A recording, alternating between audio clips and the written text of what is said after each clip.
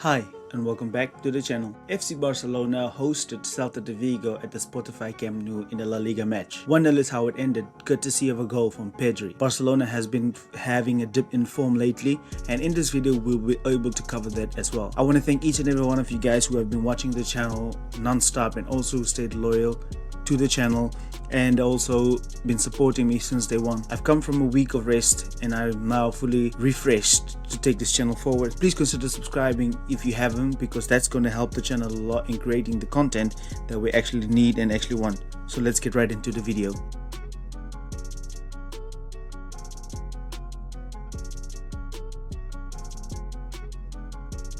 So in the build-up phase, when Celta de Vigo pressed really high, they mainly wanted to pin down Barcelona's core midfield the same way Inter Milan did.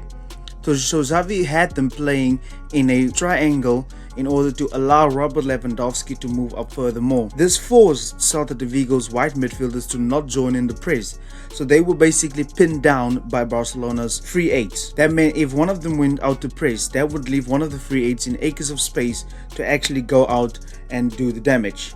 But they would easily sift over because they had an extra midfielder and forced Barcelona to only play out into one side. And this caused problems for Barca as well.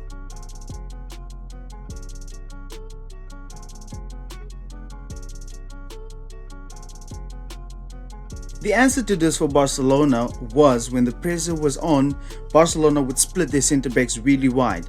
This forced this player now to go back and cover the free eights, and they were actually stretched.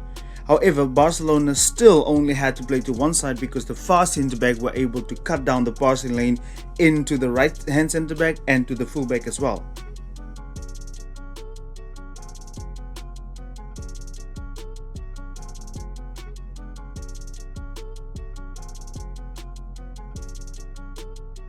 However, Barcelona built it up with a back three, which allowed Jordi Alba in turn to go forward. However, we found often that Xavi and Pedri were in the same half all the time, so our talented play was trembling on each other's feet, and Barcelona later on switched to a 2-3-5 to basically switch them over, but they were still picked up by the wide midfielders of Celta de Vigo. However, we can thank our lucky stars that these guys are really intelligent and they could drift all over the place, which in the first half was the case where they were actually the best players. Ferran Torres played as the second striker, which allowed Pedri to go up forward, but that left a hole in Barca's left hand side, which created lots of chances for Celta de Vigo.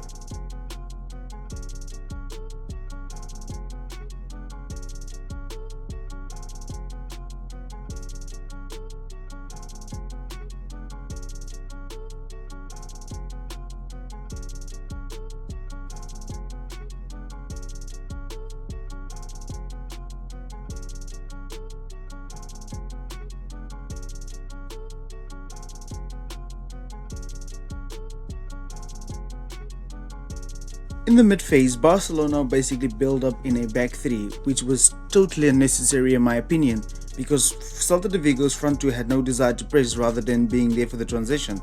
But Barcelona did seem to have these kind of diamonds on the left hand side which they took advantage of, where we would see multiple third man runs made by either Jordi Alba or Ferran Torres into the half space, and this carved their back five totally open. So Xavi is definitely preparing for Inter Milan.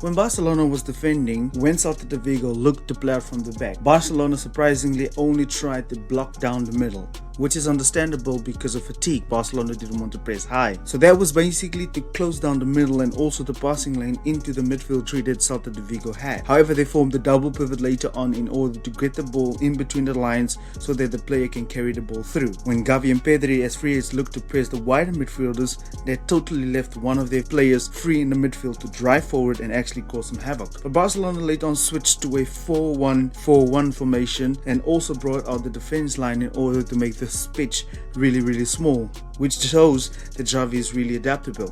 So that is what Barcelona basically did in their defensive structure.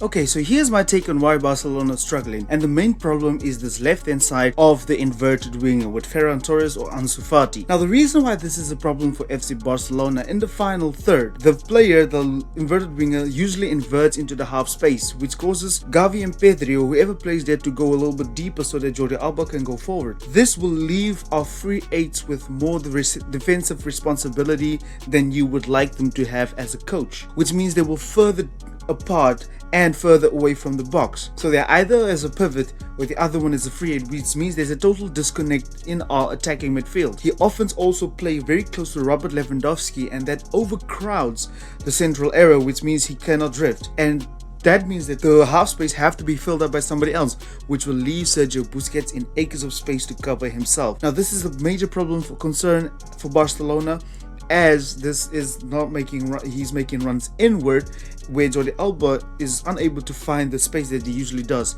and if he does, he can be easily covered by two players, where you would rather prefer him to run away from the ball, away from the box, in order to create the space that Jordi Alba needs. And that is a concerning problem for Barcelona, seeing that we don't have a real winger out there on the left hand side. It will indeed be very interesting to see how Xavi actually will be trying to fix this, because in midweek we will be having a very important game against Inter Milan, which I consider a must-win situation. If we don't win that game, we will be in a dire situation like we did last season. So that will be all from my side, all from the video today. I hope you guys understood everything that was talked about. Let me know down in the comment section, what do you guys think about the game last night against Celta de Vigo? What do you think about the upcoming games in the Champions League? I do want to thank you guys for being so patient with me. I still see I have all my subscribers. Thank you very much for watching. Thank you very much for being here. I'm back now. I won't be going on vacation again. I will be working very hard 24/7 to keep you guys updated with the content, tactics, and subscribe if you're new around here. Thank you very much for watching my channel. Thank you very much for sticking with me. Once again, I do appreciate you guys. I love you guys. Thank you very much. Goodbye.